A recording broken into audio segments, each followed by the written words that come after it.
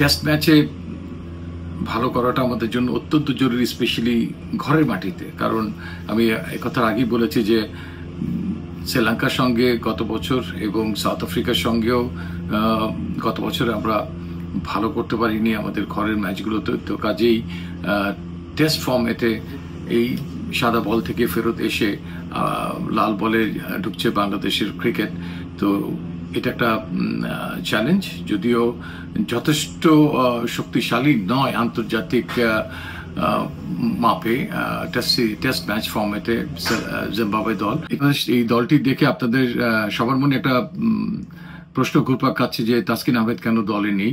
Actually দল গঠন করার আগে আমরা আমাদের মেডিকেল ডিপার্টমেন্ট বা ফিজিওথেরাপিস্টের কাছ থেকে প্রত্যেকেরই খেলোয়াড়ের সম্পর্কে একটা ফিডব্যাক নিয়ে থাকি, এবং সারা বিশ্বে পেস বোলাররা কিছু না কিছু ইনজুরি ক্যারি করে এবং সেটা রিকভারের জন্য তাদেরকে সময়ও দিতে হয়। শেষ পর্যন্ত মেডিকেল ইউনিট থেকে তাসকিনের ব্যাপারে আমাদেরকে স্পষ্ট করে জানিয়ে দেওয়া হয়েছে যে এই সিরিজে তাকে যেন বিবেচনায় না রাখা হয়, কারণ সামনে আমাদের অনেক খেলা আছে। তো সেই কারণেই আনফর্চুনেটলি জিম্বাবুয়ের সঙ্গে টেস্ট ম্যাচ সিরিজ আপনারা তাসকিনকে দেখতে পাচ্ছেন।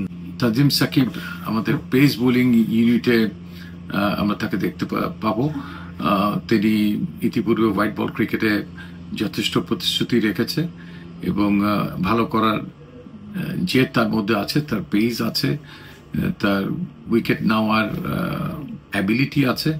তো এই ইউনিটে সে কারণেই তিনি জায়গা করে নিয়েছেন। আমরা আনফর্চুনেটলি এবাদতকে এখনো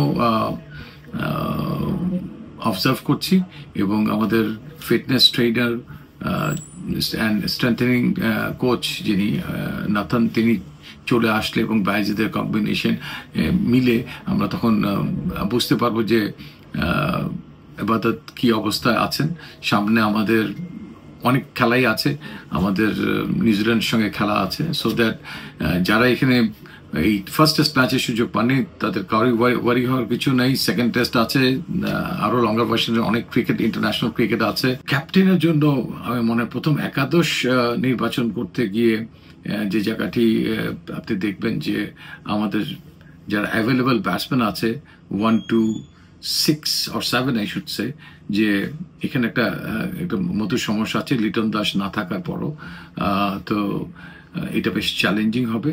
তার পাশাপাশি আমাদের স্পিনে অপশনস আছে, 3 জন স্পিনার আছেন, মেহেদী মিরাজ অ্যাজ অলরাউন্ডার হিসেবে আছেন, তাজুল আছেন, নাইম হাসান আছেন। সো এই অপশনটাও রাখা হয়েছে। 4 জন পেস বোলার আছেন, সেখানেও সেই অপশনটা থাকবে। সিলেটে আমরা দেখেছি শ্রীলঙ্কার সঙ্গে সিম্বাররা যথেষ্ট ভালো করেছে, এবারও তাদের জন্য 4 সিমার সেই অপশনটা রাখবে এবং ব্যাকআপ হিসাবে তাইজুল। বোলিং এর পাশাপাশি আমার মনে আছে যে শ্রীলঙ্কার সঙ্গে যথেষ্ট ভালো ব্যাট করেছিলেন টেইলে। সো সবকিছু মিলিয়ে একটা সবগুলো অপশন যে ক্যাপ্টেন এবং কোচের জন্য রাখা হয়েছে তাদের প্রথম একাদশ নির্বাচন করার জন্য।